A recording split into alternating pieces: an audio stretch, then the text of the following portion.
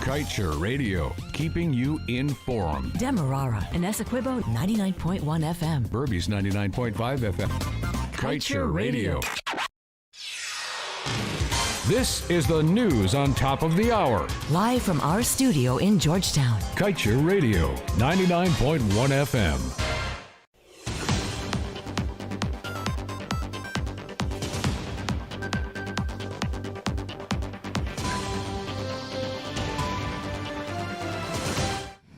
Time check for you, 12 hours. My name is Amrita Koshal, and it is time for your main newscast. We will return with a rebroadcast of the Gunlal Show shortly after the news. This is your news in detail. Guyana discovered oil and gas in commercial quantities back in 2015, with production beginning in 2019, a national development that the APNU-AFC administration was hardly prepared for. The incumbent administration is now proving that it too is still struggling with basic issues, with another potential looming crisis on the horizon being the issue of migrants, expatriates, naturalized Guyanese, and a policy dealing with the phenomenon. The matter was raised over the weekend by Senior Counsel Ralph Ramkaran, who observed that in recent years, Guyana has welcomed Brazilians, Chinese, and a smaller number of Indians.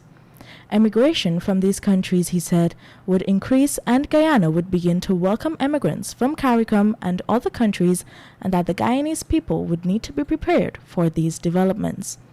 Additionally, Ramkaran suggested that the next issue would be the policies that would be applied to immigrants, and pointed out that in many Middle East countries, citizenship is not granted to persons employed under contracts from other countries. When one considers the global movement towards renewable energy sources, driven largely by the need to bring the Earth's temperature down to 1.5 degrees Celsius, the future of natural gas appears bleak. This is according to a recent report prepared by experts contracted by the Inter-American Development Bank. They believe that the energy transition movement and declining competitiveness leaves approximately 50% of the Latin American and Caribbean region's gas reserves at risk of being left in the ground. The experts cautioned, however, that the impact of gas resources for those producers are likely to change, since the global energy transition makes future gas demand, and therefore prices, quite uncertain. In other news, for 1 year now, GCOM has not been paying its rent for several properties which it occupies, since money is not being released by the Ministry of Finance's NPTAB. This was among the damning revelations supplied over the weekend in relation to the inner workings of the Commission, as explained by opposition-nominated Commissioner Vincent Alexander. According to Alexander, GCOM is currently in a situation where it is questioning its level of autonomy, and this is evident by NPTAB having, until recently, refused to release money for about a year for the payment of buildings rented. To this end, Alexander explained that consequently the Commission is, at present, unable to issue any new contracts. While it awaits approval from the EPA to drill 24 wells evenly across the Kaieteur and Kanji oil blocks, the operator of the two deepwater concessions, ESSO, is planning to target another 12 wells in its oil-rich Stabroek block come next year.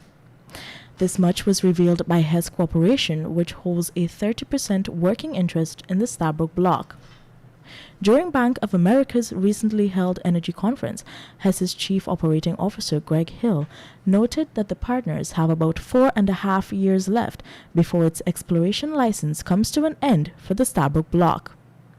During that time, Hill said, the partners are confident that they have adequate time left to explore and understand the resource base of the block before being required to return no less than 20% of the block to the state. It was at this point, he revealed, that the partners' confidence is rooted in the aggressive exploration plan which Exxon has lined up for next year. Additionally, a young woman is calling on the police's Office of Professional Responsibility to investigate an alleged severe beating meted out to her by ranks at the Sparendam and Betavawaktim police stations. 24-year-old Sarah Baker, who resides at Better Hope, East Coast, Demerara, alleges that the beating was inflicted on her while she was in their custody on Thursday night. Baker told us that her brother was taken to the Sparendam police station that night following an argument between him and his girlfriend. Baker said she was told that her brother was placed on $15,000 bail, which pressed her to ask about the charge. She related that the CID officer who visited her home earlier asked why she too wasn't under arrest. The woman said at this point the detective turned and told her in an explicit manner to get out of the station. She concedes responding to the rank with the same tone of language, after which a law enforcement officer who was seated at his desk allegedly ran and choked her. The incident caused her common-law husband, who was not too far away, to attempt to defend his wife, to no avail. The rank, accompanied by a female police officer, then reportedly handcuffed the woman. Get the full details in today's Kaieteur News. Time check for you, 12 hours 6. We will be back with more news shortly after the break.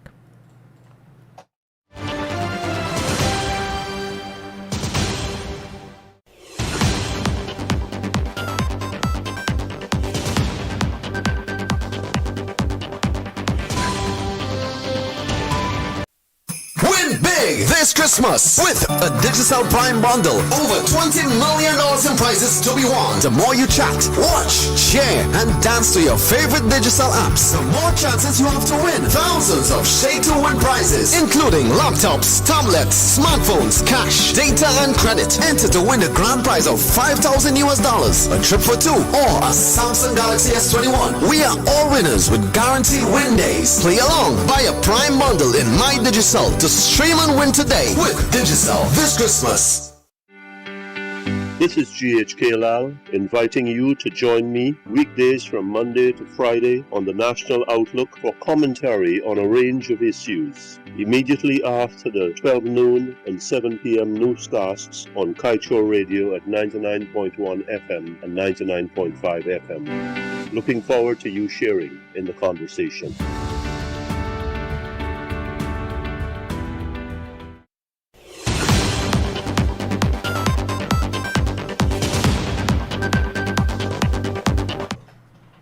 My name is Amrita Koshal, and we are back with your news in detail. 40-year-old Jason Roberts of Princess Street, Georgetown, was yesterday charged for allegedly assaulting his ex-girlfriend, a police officer, and was also slapped with 4 other charges. Roberts appeared virtually before Magistrate Delon Bess in the Georgetown Magistrates Court.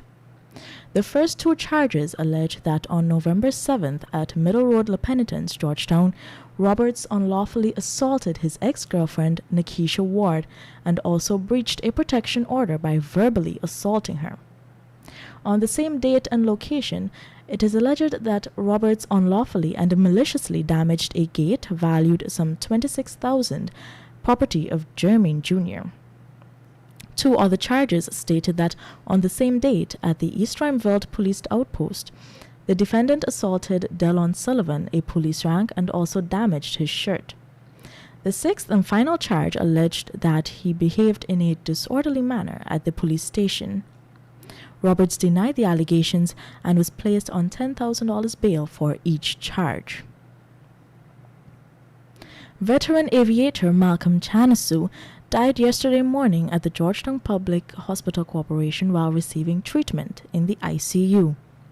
Chanasu's death comes weeks after he and his wife were involved in an accident in Kingston from which he reportedly never fully recovered. The 82-year-old man and his wife were injured in an accident that took place in Kingston, Georgetown on Saturday, October 30th, around 12 hours. That accident included Chanasu's vehicle and a minibus which collided at the intersection of High and Barak Streets. According to police, at the time, Chanasu was proceeding east along the northern drive lane of Barak Street when he failed to acknowledge a stop sign at the intersection and as a result collided with the minibus which was being driven by 28-year-old Raymond Douglas. The Georgetown MNCC will spend some $8,480,000 to clean up the capital city for the holiday season. The collection of garbage around Georgetown commenced earlier last week across several wards in the city and will continue for 12 weeks. City Mayor Ubraj Narain disclosed that $5 million will be poured directly into city cleanup for the picking up of carpet waste in main areas in the city and $3,840,000 for the double pickup of commercial waste. This is in addition to the monthly $12 million contract that was awarded among 3 companies, Sivon's Waste Management, Sandip Waste Management Solutions, and Guyana Waste Solutions, to pick up garbage around Georgetown. A canter operator who left his home on Sunday to help remove his friend's car from a trench along the Zeeland Public Road East Bank, Essequibo, ended up being electrocuted in the process. Dead is 28-year-old Siram Jainarine, also known as Akash, of Tushin North. Jainarine's friend, 70-year-old Orlando Braithwaite, had reportedly suffered a tire blowout around 16:30 hours. As a result, he lost control of the vehicle and his car careened off the road into a nearby trench. It was at this point he decided to contact Jainarine, his friend, to assist in retrieving his vehicle from the trench. Jainarine arrived with his canter around 18 hours. His canter was reportedly equipped with a crane, which he decided to use to lift the car out of the trench. Investigators reported that while operating the crane, it connected with a live GPL electrical wire. Pharmacy owners are currently experiencing widespread shortages for some of their OTC drugs due to the COVID-19 pandemic. 4 pharmacists who spoke with Kaieteur related that a number of drugs and consumables are currently a major issue for pharmacies across various regions and that the health ministry should address the issue. Local and international certified pharmacist Dr. Alan Henderson said that the shortages exist mostly in pharmacies.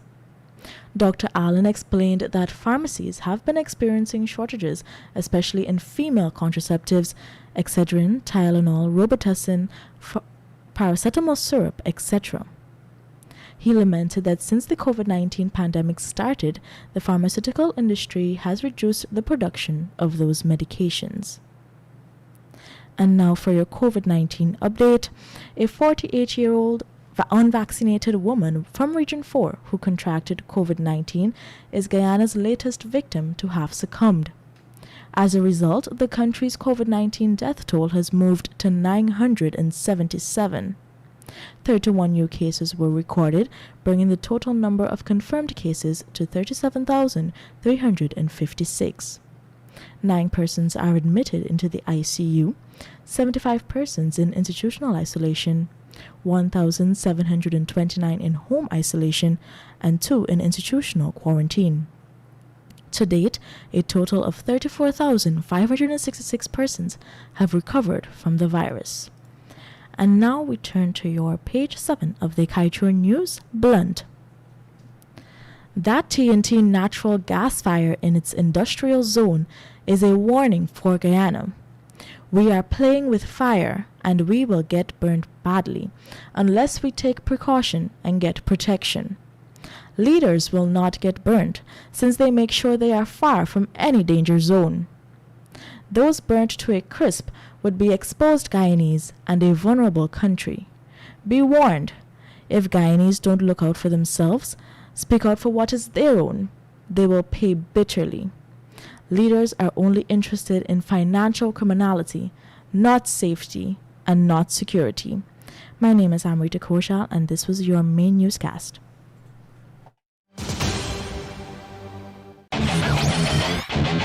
Want value for your advertising dollar? Then place your ads on Kaieteur Radio's newscasts. Streamed live on 6 different mediums, reaching hundreds of thousands. Advertise today and watch your dollar grow.